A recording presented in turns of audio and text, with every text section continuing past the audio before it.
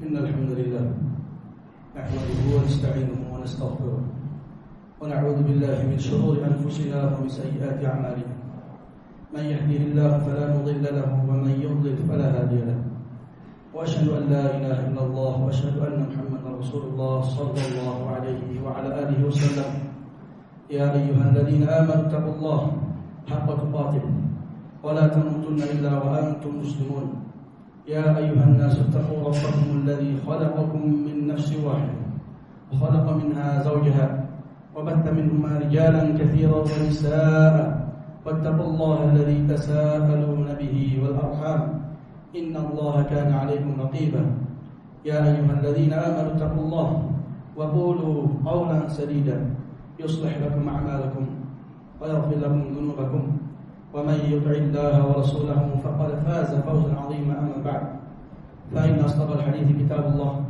وخير الهدي هدي محمد صلى الله عليه وعلى آله وسلم وشر الأمور محدثاتها فإن كل محدثة بدعة وكل بدعة ضلالة. عباد الله, sesungguhnya agama Islam adalah agama yang baik dan mengajarkan kebaikan. Agama Islam adalah agama pendidikan. Agama Islam agama yang mengajarkan adab, etika dan juga akhlak yang mulia.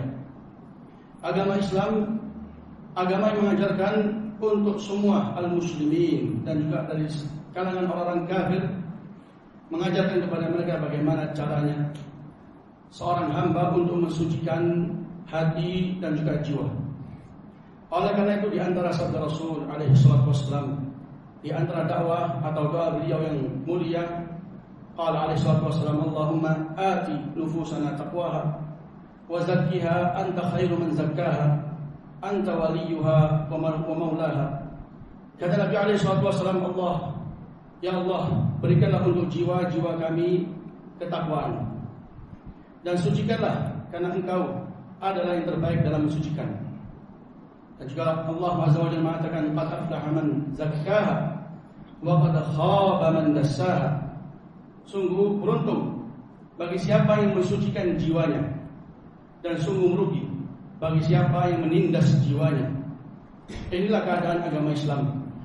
Bagaimana seseorang diajarkan untuk mensucikan, mendidik jiwa dan juga hatinya.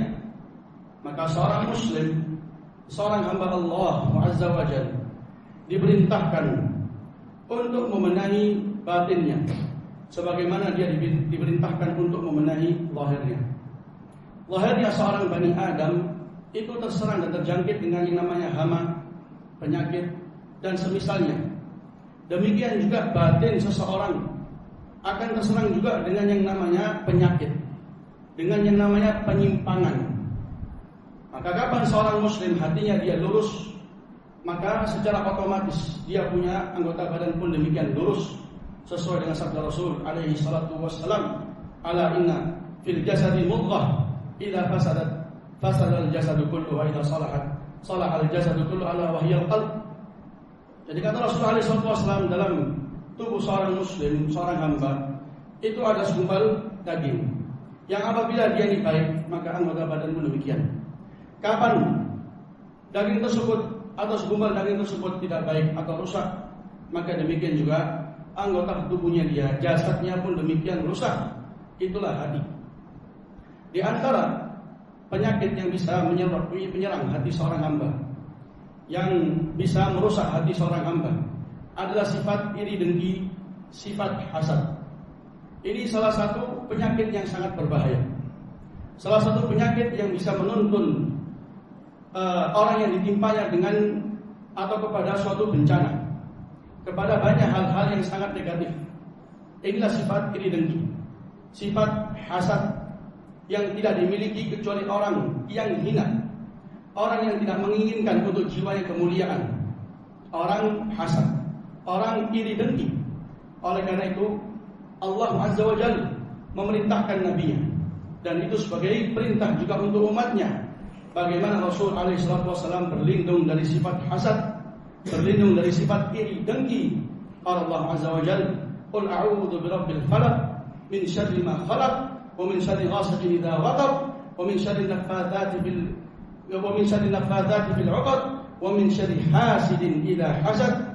Di ayat yang terakhir Allah Azza wa Jalla memerintahkan Nabi kita Muhammad alaihi salatu wassalam untuk berlindung dari hasadnya orang apabila dia hasad.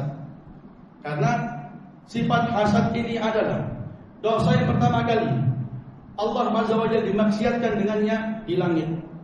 Karena Adam tatkala Allah Azza wa Jalla muliakan, dengan Allah Azza wa Jalla perintahkan para malaikat dan siapa-siapa yang menjadi penghuni langit untuk sujud kepada Adam, maka iblis menolak hal tersebut, enggan, kufur dan sombong, dan mengatakan ana khairun min, khalaqtani min nar wa khalaqtahu min tin. Hasad, iri, dengki dari iblis terhadap Adam, maka hal tersebut menjadi sebab di mana Allah Azza wa Jalla melaknat iblis sampai hari kiamat.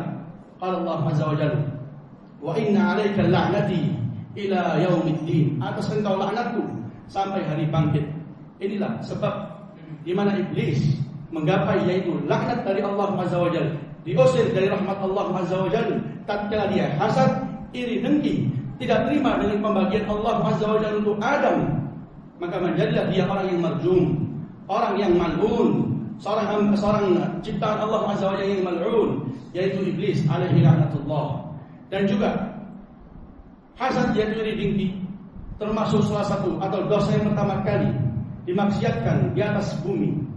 Sebagaimana apa yang Allah Azza wa Jalla ceritakan tentang kisah dua anak Adam, watlu alaihim naba'a bani Adam, di mana salah satu dari keduanya hasad atas saudaranya.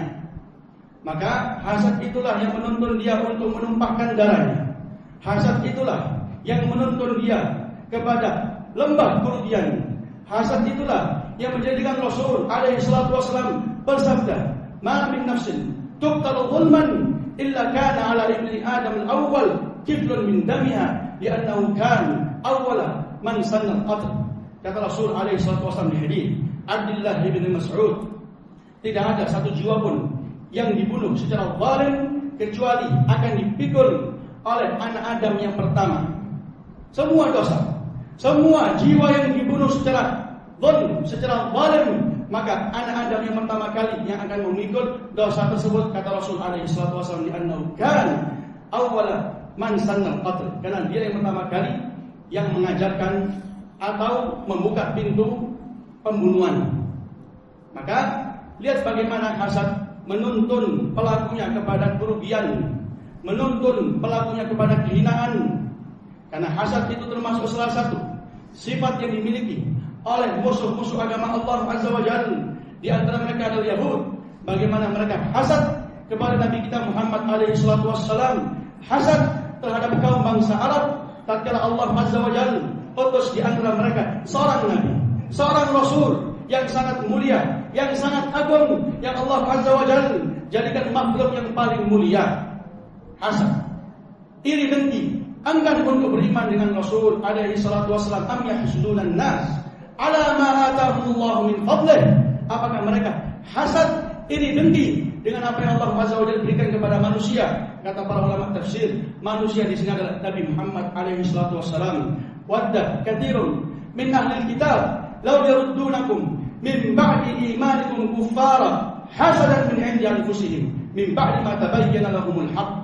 Orang-orang Yahudi, orang-orang ahli kitab, mereka menginginkan bagaimana bisa mengembalikan kalian kepada kekufuran.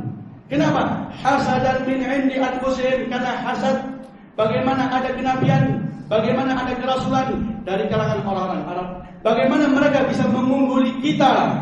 Hasad inilah yang menuntun orang Yahudi kepada kehinaan, kepada kehancuran. Maka Allah Azza wa Jalla laknat mereka, maka Allah Azza wa Jalla vonis mereka dengan neraka karena hasad. Maka hasad, ibadallah, iri, dengki salah satu akhlak yang paling tercela, salah satu akhlak yang paling terhina, salah satu akhlak yang bisa menuntun seseorang kepada neraka.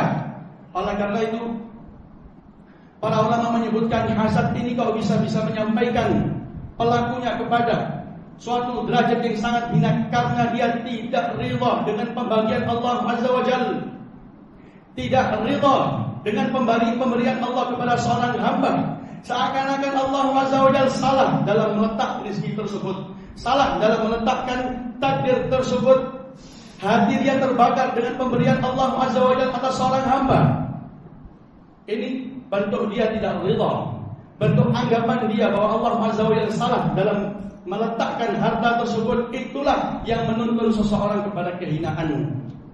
Maka wajib atas seorang muslim mensucikan hatinya dari yang namanya hasad, dari yang namanya iri dengki, menjauhkan dari sebab-sebab yang bisa menuntun dia untuk terjatuh dalam sifat hasad. Ya ibadallah, wajib atas kita semua bertakwa kepada Allah Azza wa Jalla dan selalu ridha dengan pembagian Allah Azza wa Jalla atas kita, dan selalu kita mengharapkan kebaikan untuk orang lain sebagaimana kita harapkan kebaikan itu untuk diri-diri kita. Karena para ulama menyebutkan tidak ada suatu jiwa kecuali terserang dengan yang namanya hasad. Tidak ada seorang muslim kecuali memiliki sifat hasad. Akan tetapi sifat muslim yang sejati, muslim yang bertakwa kepada Allah Azza wa Jalla, dialah yang menepis dan berusaha untuk menghalangi dan menghancurkan yang namanya sifat hasad yang sedang menyerang. Inilah seorang muslim. Tapi seorang yang lain, seorang yang tercela, dialah yang membiarkan sifat hasad itu berakar di hatinya. Akhirnya tumbuhlah sifat hasad itu sebagai sifat yang tetap. Wal'iyadu billah. Karena ada orang yang hasad dalam arti menginginkan bagaimana kenikmatan yang dimiliki oleh seseorang itu hilang, bagaimana kenikmatan yang dimiliki oleh seseorang itu lenyap. Inilah hasad. Baik dia maukan dari kenikmatan tersebut itu pindah kepada dirinya ataukah tidak. Itu bukanlah syarat. Yang penting kapan dia tidak ridha, mata dan juga jiwa dia panas lagi terbakar tatkala ada kenikmatan yang Allah Azza wa Jalla limpahkan kepada seorang hamba. Inilah hasad. Baik dia inginkan pindahnya nikmat tersebut kepada dirinya ataukah tidak. Dan yang lebih parah, yang lebih hina, yang lebih besar, tatkala seseorang hasad menginginkan kenikmatan itu hilang dan dia berusaha dan dia mendatangkan sebab dan dia juga andal untuk bagaimana kenikmatan itu hilang. Maka ini seburuk-buruknya sifat hasad yang dimiliki oleh seseorang. Wal'iyadu billah. Ini sifatun khasisah, ini sifatun damimah, sifat yang hina, sifat yang sangat terpuruk yang dimiliki oleh seorang muslim. Gak pantas. Kata para ulama, ini sifat hasad lebih parah dari sifat kikir, lebih parah dari sifat bakhil. Karena orang bakhil, dialah orang yang bakhil, kikir dengan harta yang dia miliki. Akan tetapi orang hasad, dialah orang yang bakhil, orang yang iri, orang yang dengki dengan harta yang dimiliki oleh Allah Azza wa Jalla. Dengan harta yang Allah Azza wa Jalla ingin Allah berikan dan bagikan kepada hamba yang Allah kehendaki. Lebih parah dia dari sekedar orang yang hasad. Kata Rasulullah SAW, tidak akan berkumpul di hati seorang mukmin yang namanya bakhil dengan keimanan. Bagaimana dengan hasad yang lebih parah? Maka dua keadaan tersebut itulah dinamakan dengan hasad. Tatkala orang itu menginginkan kenikmatan itu hilang, dan lebih parahnya tatkala dia juga berusaha, tatkala dia juga berupaya bagaimana kenikmatan itu hilang. Ibadallah, di antara bentuk hasad, tatkala seseorang itu menginginkan bagaimana keadaan seorang hamba itu tetap. Bagaimana orang ini di atas kemiskinan, orang ini di atas kepayahan, orang ini di atas kerendahan, orang ini jahil. Dia menginginkan sifat-sifat tersebut tetap. Dia tak menginginkan Allah Azza wa Jalla membukakan bagi dia pintu rezeki, membukakan bagi dia pintu pemahaman, membukakan bagi dia pintu ilmu. Tatkala dia menginginkan hal ini, Allah tidak membukakan bagi dia karunia dan juga rahmatnya. Itu termasuk bentuk hasad, dan itu termasuk hal yang tercela. Karena orang berusaha untuk menghalangi pemberian Allah Azza wa Jalla. Akan tetapi di sana ada bentuk hasad, di mana hasad ini adalah hasad yang terpuji, dan sebagian ulama menamakan dengan ghibtah, yaitu tatkala seseorang menginginkan kenikmatan yang dimiliki oleh orang lain dalam keadaan kenikmatan itu masih tetap dan dimiliki oleh orang tersebut. Inilah ghibtah. Engkau melihat seseorang yang Allah Azza wa Jalla bukakan bagi dia pintu rezeki, sehingga dia arahkan kepada kebaikan, diarahkan kepada pintu kebaikan, diarahkan kepada jalan Allah Azza wa Jalla, sedekah, diarahkan kepada hal-hal yang kembali kepada membantu kaum muslimin, maka engkau mengharapkan agar Allah memberikan untukmu kebaikan dari berupa harta. Dengannya engkau berikan kepada jalan yang benar, maka inilah ghibtah, inilah hal yang baik. Ini tidak akan tumbuh kecuali dari jiwa seorang muslim yang mulia. Oleh karena Rasulullah SAW mengatakan, la hasada illa fitnataini, rajulun atahu Allah al-Quran fahuwa yaqumu bihi ana al-laili wa ana an-nahar, wa rajulun atahu Allah malan fa anfaqahu ana al-laili wa ana an-nahar. Tidak ada hasad kecuali dalam dua perkara. Seseorang yang Allah Azza wa Jalla berikan Quran, kemudian dia tegakkan Quran itu di waktu pagi dan di waktu petang. Dan juga seseorang yang Allah Azza wa Jalla berikan bagi dia al-mal, yaitu harta, di mana dia arahkan harta tersebut kepada jalan yang benar di waktu pagi dan waktu petang. Maka inilah yang dinamakan dengan hasad yang terpuji, yaitu ghibtah. Hasad yang dimana seseorang itu diarahkan dan dianjurkan untuk memiliki rasa tersebut, rasa bagaimana dia itu memiliki kemuliaan, ketinggian sebagaimana apa yang dimiliki oleh orang lain, dalam keadaan dia tidak menginginkan kenikmatan tersebut hilang dari orang tersebut. Maka inilah macam-macam hasad yang terpuji dan juga yang tercela. Ibadallah, sifat yang buruk ini, sifat yang hina ini tidaklah bermula kecuali dengan sebab, tidaklah bermula kecuali dengan faktor yang dikarenakan seseorang itu melakukan faktor tersebut sehingga dia berhias dengan hiasan yang sangat terhina, yaitu hasad. Yaitu tatkala ada antara seseorang dengan saudaranya rasa benci dan permusuhan. Ini salah satu sebab akan termunculkan di hatinya hasad. Engkau tatkala ada permusuhan atau ada kebencian dengan saudaramu, hendaklah cari cara bagaimana bisa mencintainya, bagaimana bisa menjalin ulang. Karena kalau seandainya kebencian dan juga permusuhan itu tetap dibiarkan, maka ketahuilah itu akan menimbulkan yang namanya hasad. Dan kalau hasad itu tetap dibiarkan, akan menimbulkan yang namanya hiqd, yaitu dendam. Dan inilah hasil yang dikeluarkan oleh hasad. Karena hasad, ibadallah, itu akan merusak apa-apa yang tidak dirusak oleh dosa-dosa yang lain. Karena hasad itu akan menghalalkan banyak cara. Dia akan berdusta, dia akan mengadu domba, dia akan membolak-balikkan fakta. Ini semua akan dilakukan oleh orang yang hasad. Maka tatkala engkau mendapatkan dalam dirimu permusuhan dan kebencian kepada saudaramu, hendaklah cari cara bagaimana bisa menjalin hubungan. Kalau tidak, akan mengantarkan engkau kepada jalan hasad wal iyadu billah. Dan juga di antara sebab orang terjatuhkan dalam hasad, tatkala dia memiliki hasad yang tinggi dalam menuntut dunia yang hina. Ini salah satu sebab yang besar orang akan terjatuh dalam hasad tatkala dia berlomba-lomba untuk mengumpulkan dan mengambil dunia. Ini termasuk hal yang sangat besar. Tatkala orang itu ada dalam hatinya itu ambisi yang tinggi dalam menuntut dunia, akan menjatuhkan dia ke dalam lembah hasad, iri, dengki. Oleh karena itu Rasul alaihi salatu wasallam mengatakan, man faqru aksha alaikum walakin aksha alaikum antum sada alaikum dunya kama busitat ala man qablakum fatanafasuha kama tanafasuha fatuhlikakum kama ahlakatkum. Kata Rasul alaihi salatu wasallam, bukanlah kefakiran yang saya takutkan kepada kalian, bukan kefakiran, karena semua di antara kalian tidak akan mati kecuali akan mengambil rezekinya dengan sempurna. Bukan kefakiran, tapi yang saya takutkan atas kalian tatkala Allah Azza wa Jalla membukakan kepada kalian pintu dunia, membentangkan di hadapan kalian dunia, maka kalian akan saling berlomba-lomba dalam menuntut dunia. Maka dunia itu akan menghabiskan dan membinasakan kalian sebagaimana membinasakan orang-orang sebelum kalian. Bentuk berlomba-lomba menuntut dunia, ambisi dan hasad yang tinggi dalam menuntut dunia, salah satu sebab orang akan termunculkan dalam hatinya hasad dan iri dengki. Maka ini perlu seorang muslim untuk meletakkan hal ini di hadapan kedua matanya. Enggaklah orang itu mengetahui dunia adalah hal yang tercela. Cukup dunia dengan namanya dunia, karena artinya adalah rendah. Sebagaimana akhirat namanya adalah ulia, yaitu tinggi. Dunia, sesuatu yang rendah. Hendaklah orang itu mengambil sesuatu yang cukup baginya, yang bisa menutup kebutuhan dan keperluan. Itulah yang diperlukan dari seseorang tatkala dia menuntut dunia.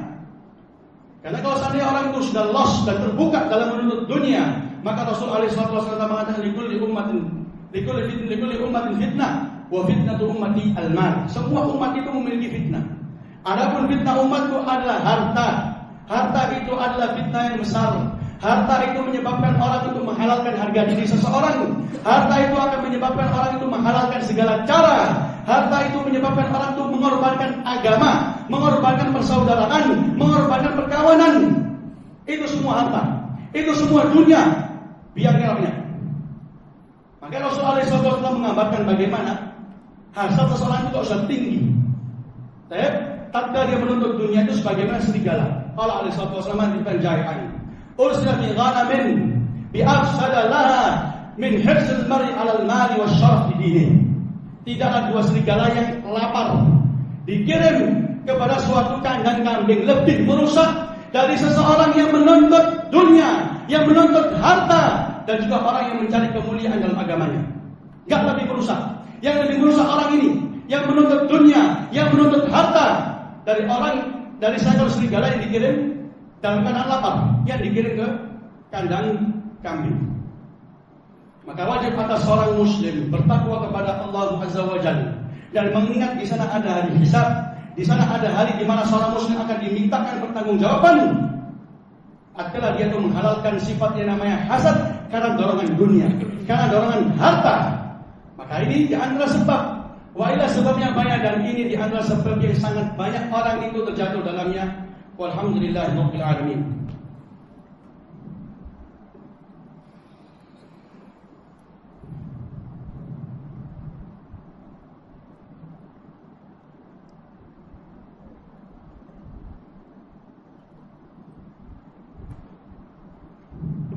Alhamdulillah ala ihsani wa syukrulillah ala imtinanihi, wassalatu wassalam ala nabiyyina Muhammad ad-da'i ila ridwani. Amma ba'd, ibadallah.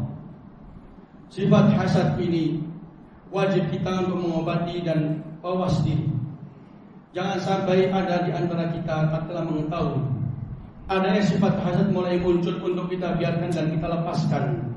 Karena itu salah satu kehancuran yang dijanjikan. Maka wajib atas seorang muslim untuk mendidik dirinya. Karena sifat hasad gak akan berhenti di batasannya, akan terus mengeluarkan dan menyebabkan banyak sifat-sifat atau perbuatan yang sangat negatif. Maka para ulama menyebutkan di sana beberapa sebab yang dengannya orang itu mampu menangkal sifat hasad, mampu memerangi orang hasad. Yaitu pertama kali dia bertakwa kepada Allah Azza wa Jalla. Ini wasiat yang pertama yang wajib dimiliki oleh seseorang. Sifat takwa Allah itu bisa dia obati, baik itu kekufuran, baik itu kebid'ahan, baik itu kefasikan secara umum, dan secara khususnya apa yang kita bahas, yaitu sifat hasad. Hendaklah orang itu bertakwa kepada Allah Azza wa Jalla. Hendaklah orang itu mengenal Tuhannya. Hendaklah dia mengenal Allah Azza wa Jalla al-Alimul Hakim, yang maha mengetahui, yang maha bijaksana, yang tidak meletakkan suatu takdir kecuali di tempatnya yang benar. Maka hendaklah engkau mengenal Allah Azza wa Jalla. Hendaklah engkau rida dengan pembagian Allah Azza wa Jalla kepada hambanya. Gak akan mungkin Allah Azza wa Jalla meletak sesuatu bukan pada tempatnya, atau memberikan di atas porsinya. Gak akan mungkin. Itu adalah sultan kepada Allah. Prasangka yang buruk gak akan keluar kecuali kepada dari orang yang jahil dengan Allah Azza wa Jalla. Bertakwalah kepada Allah dari sifat hasad. Hendaklah engkau jauhkan dirimu dari sifat hasad. Bertakwalah kepada Allah Azza wa Jalla dalam menuntut dunia, dalam mencari nafkah, dalam menuntut rezeki Allah Azza wa Jalla. Kata Rasul alaihi salatu wassalam, "Ma min nafsin illa lan tamuta nafsun hatta tastawfiya rizqaha wa ajalaha fa ajmilu fit talab." Kata Rasul alaihi salatu wassalam, tidak ada suatu jiwa meninggal kecuali dia telah mengambil secara penuh rezeki dan juga ajalnya. Fa'ajminu fit talab, perbaikilah dalam mencari rezeki. Maka bertakwalah kepada Allah Azza wa Jalla. Jangan sampai engkau memiliki ambisi yang terlalu lebih, sehingga itu akan menjatuhkan engkau dalam berlomba-lomba dan cinta kepada dunia, dan itulah sebab orang itu akan terjatuh dalam hasad. Hendaklah engkau tatkala melihat orang yang hasad, engkau doakan untuk dia hidayah. Engkau berikan untuknya suatu hadiah, engkau nasihatkan untuk dia. Ini juga salah satu sebab orang itu bisa menangkal dan bersikap yang baik dengan orang yang hasad. Hendaklah engkau mencintai kebaikan untuk orang lain sebagaimana engkau mencintai kebaikan itu untuk dirimu. Engkau mencintai memiliki harta yang banyak, harta yang halal, harta yang berkah. Kenapa enggak kau cintai untuk orang lain? Kenapa engkau berikan atau lawankan dengan hasad? Kenapa engkau ini dengki dengan pembagian Allah Azza wa Jalla? Kenapa orang naik martabatnya, naik rezekinya, engkau naik tensinya? Kenapa? Maka wajib seseorang itu sebagai tanda keimanan, la yu'minu ahadukum hatta yuhibba li akhihi ma yuhibbu li nafsihi. Yang akan beriman salah seorang di antara kalian sampai dia mencintai untuk saudaranya apa yang dia cintai untuk dirinya. Cintai orang lain apa yang kau cintai untuk dirimu. Dari baik itu harta, atau itu ilmu, atau itu kedudukan dan kepemimpinan. Maka ini salah satu sebab orang itu bisa menangkal sifat hasad, enggak terjatuh dalam hasad, dia mencintai untuk orang lain kebaikan. Harta ini subhanallah, Allah Azza wa Jalla memang susun dan sudah Allah hantarkan untuknya. Selesai. Itu akan menjadikan seorang yang hasad tenang. Karena ibadallah, orang yang hasad adalah orang yang enggak akan tenang hidupnya. Orang yang hasad termasuk orang yang sengsara hidupnya, enggak akan tenang, enggak akan bisa hidup tentram. Pikirannya bagaimana kenikmatan yang dimiliki oleh saudaranya itu hilang, lenyap, hanyut. Maka jangan sampai engkau itu membinasakan dirimu dengan dirimu sendiri. Jauhkan dari sifat hasad, bertaubatlah kepada Allah Azza wa Jalla dari sifat hasad. Dan juga di antara sebab orang itu bisa menjauhkan dirinya dari hasad atau bisa menangkal sifat hasad dari orang lain. Hendaklah engkau tatkala ingin melakukan sesuatu atau mendapatkan sesuatu dari anugerah dan karunia Allah, engkau sembunyikan. Enggak perlu disebar-sebarkan ke sana atau ke sini. Karena itu bisa membuka pintu hasad. Maka lihat bagaimana ceritanya Nabi Yusuf dengan saudara-saudaranya. Tatkala Nabi Yusuf menceritakan kepada abinya Nabi Yakub apa yang beliau lihat di mimpinya. Inni ra'aitu ahada asyara kawkaba wasyamsa wal qamar ra'aituhum li sajid. 11 bintang. Dan juga matahari serta bulan semuanya sujud. Kata Nabi Yakub sebagai bapak yang bijaksana, ya bunai, la taqsus ru'yaka ala ikhwati fayakidu laka kaidan. Jangan engkau ceritakan mimpimu ini kepada saudara-saudaramu, karena mereka akan membuat makar, akan membuat tipu daya, hasad. Karena ini Yusuf itu bisa mengungguli mereka di sisi bapak mereka.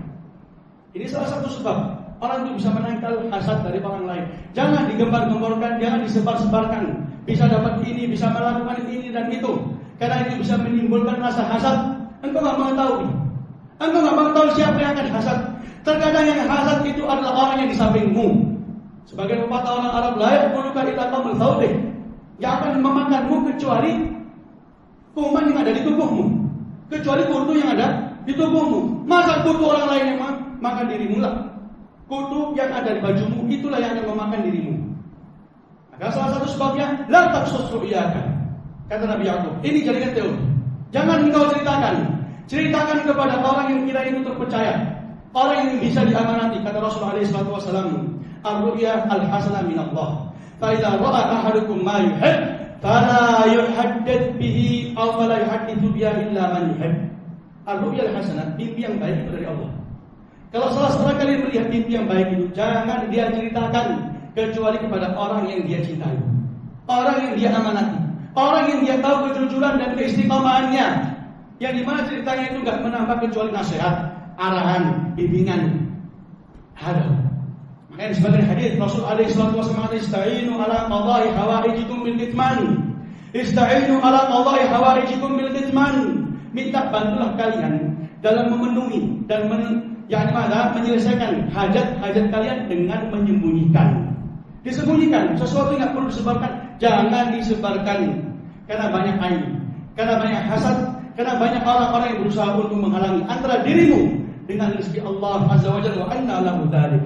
Maka ini di antara sebab di mana orang itu bisa terjauhkan dari hasad dan bisa dijauhkan dari makar-makarnya tipu daya orang-orang hasad. Dan juga jangan lupa kita kembali kepada Allah Azza wa Jalla, berlindung kepada Allah Azza wa Jalla dengan meminta kepada Allah apa yang Rasul ajarkan kepada kita.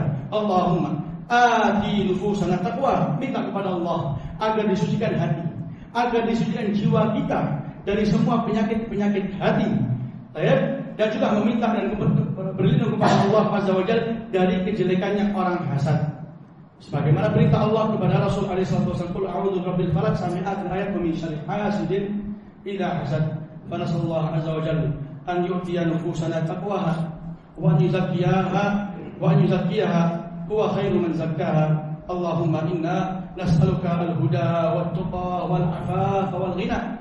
Allahumma inna na'udzu bika min munkaratil akhlaq wal a'mal wal ahwa wal adwa innahu waliyyu dzalik.